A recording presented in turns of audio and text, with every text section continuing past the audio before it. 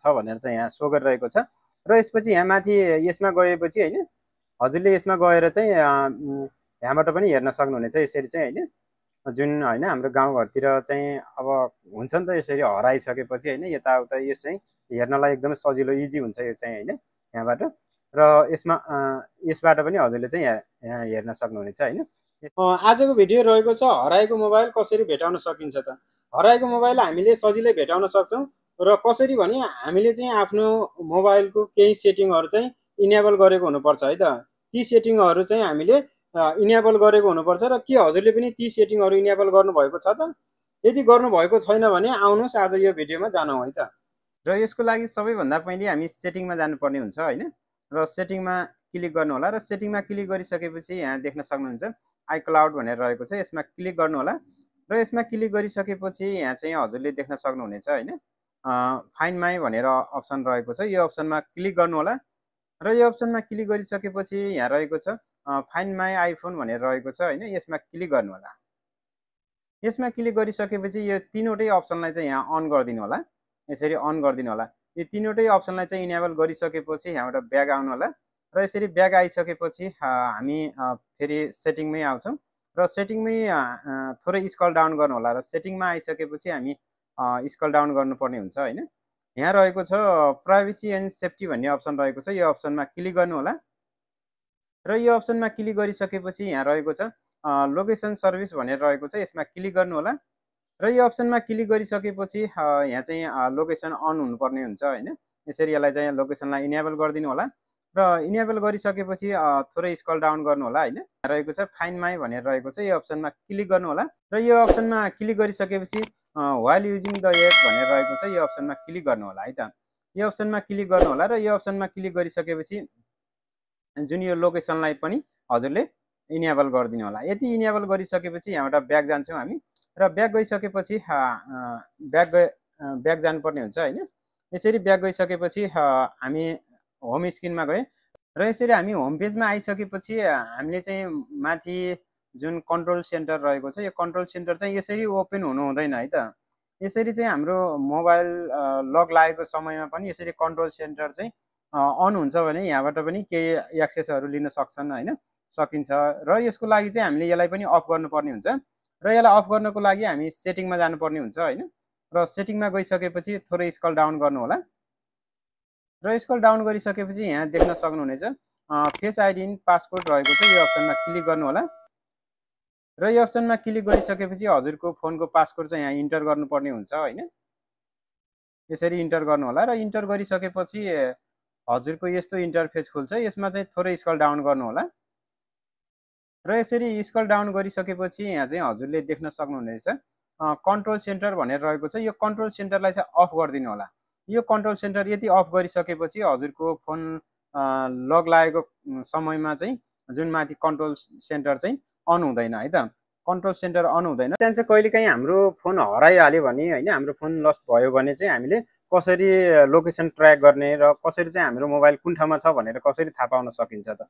र त्यसको लागि चाहिँ हामी क्रोममा जानुपर्ने हुन्छ हैन। यदि हजुर कम्प्युटर छैन भने हजुरले आफ्नो साथीको मोबाइलबाट पनि त्यो लोकेसन ट्र्याक गर्न सक्नुहुनेछ र हामीले चाहिँ आफ्नो मोबाइल कुन ठाउँमा छ भनेर चाहिँ हामीले सजिलै लोकेसन ट्र्याक गर्न सक्छौँ हैन। र यसको लागि सबैभन्दा पहिले हामी क्रोममा जानुपर्ने हुन्छ र क्रोममा गइसकेपछि यहाँ सर्च बारमा जानु होला यहाँ चाहिँ हजुरले टाइप गर्नुपर्ने हुन्छ हैन फाइन्ड माई आइफोन भनेर सर्च गर्नु होला। सर्च गरिसकेपछि हैन सर्च गरिसकेपछि यहाँ सुरुमै हजुरले देख्न सक्नुहुनेछ हैन फाइन्ड डिभाइस एप्पल आइक्लाउड भनेर रहेको छ यसमा चाहिँ क्लिक गर्नु होला। यो अप्सनमा क्लिक गर्नु होला र यो अप्सनमा क्लिक गरिसकेपछि र यसपछि हाम्रो यस्तो इन्टरफेस खुल्छ हैन। यस्तो इन्टरफेस खुलिसकेपछि हामीले चाहिँ साइन इन गर्नुपर्ने हुन्छ है त। त्यसरी साइन इन गरिदिनु होला र साइन इन गरिसकेपछि यहाँ रहेको छ यहाँ चाहिँ हजुरले आफ्नो एप्पल आइडी राख्नुपर्ने हुन्छ हैन। यसरी मैले चाहिँ आफ्नो एप्पल आइडी इन्टर गरेँ र इन्टर गरिसकेपछि यो एरोमा क्लिक गरिदिनु होला र यो एरोमा क्लिक गरिसकेपछि यहाँ रहेको छ कन्टिन्यू विथ पासवर्ड भनेर रहेको छ यसमा क्लिक गर्नु होला। यहाँ चाहिँ हजुरले आफ्नो पासवर्ड इन्टर गर्नुपर्ने हुन्छ हैन र हजुरले चाहिँ आफ्नो एप्पल आइडीको पासवर्ड चाहिँ यहाँ इन्टर गर्नुपर्ने हुन्छ र मैले यसरी इन्टर गरिसकेको छु र इन्टर गरिसकेपछि यो एरोमा ओके गरिदिनु होला यसरी र यो एरोमा ओके गरिसकेपछि हैन यहाँ चाहिँ मेरो फोन देखाउँछ यसमा क्लिक गर्नु होला र यसमा क्लिक गरिसकेपछि यहाँ चाहिँ देख्न सक्नुहुनेछ हैन। र यसरी फोनमा ओके गरिसकेपछि हाम्रो चाहिँ यहाँ कुन लोकेसनमा छ यसरी चाहिँ यहाँ देखाइरहेको छ हैन।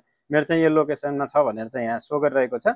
र यसपछि यहाँ माथि यसमा गएपछि हैन हजुरले यसमा गएर चाहिँ यहाँबाट पनि हेर्न सक्नुहुनेछ यसरी चाहिँ हैन।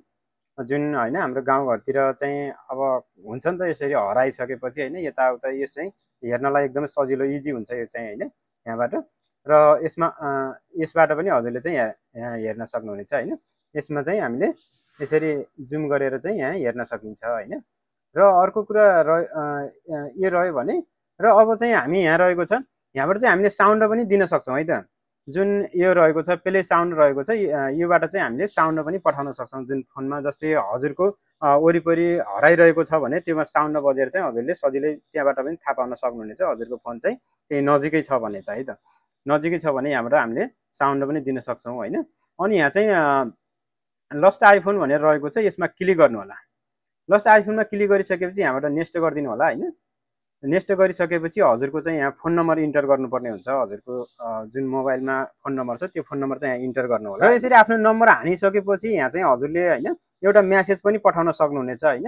यहाँ चाहिँ this iPhone has been lost please call me भनेर चाहिँ यहाँ अर्को हजुरले नम्बर पनि अर्को नम्बर पनि जुन कल ब्याक नम्बर पनि यहाँ राखेर हैन त्यो साथीलाई चाहिँ यसरी हजुरले मेसेज पनि पठाउन सक्नुहुनेछ हैन। त्यो मेसेज चाहिँ हजुरको स्क्रिनमा देखिन्छ है त।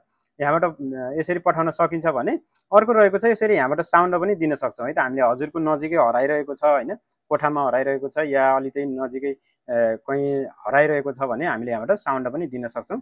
यसरी साउन्डमा क्लिक गरिसकेपछि हजुरको फोनमा साउन्ड बज्छ है त।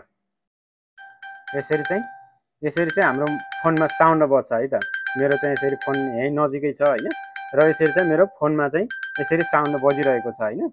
यसरी साउन्ड आउँछ। हजुरले पनि आफ्नो फोनमा चाहिँ यदि कहिलेकाहीँ हराएको खण्डमा चाहिँ हजुरले यसरी आफ्नो मोबाइल फोन चाहिँ पत्ता लगाउन सक्नुहुनेछ। त्यो फोन कुन ठाउँमा छ भनेर हामीले सजिलै लोकेसन ट्र्याक गरेर चाहिँ आफ्नो फोन पत्ता लगाउन सक्छौँ। र यदि हाम्रो च्यानलमा हजुर नयाँ हुनुहुन्छ भने हाम्रो च्यानललाई सब्स्क्राइब गरिदिनु होला र सँगै रहेको बेलको आइकनलाई थिचेर नोटिफिकेसन भने अन गर्न नभुल्नु होला। धन्यवाद।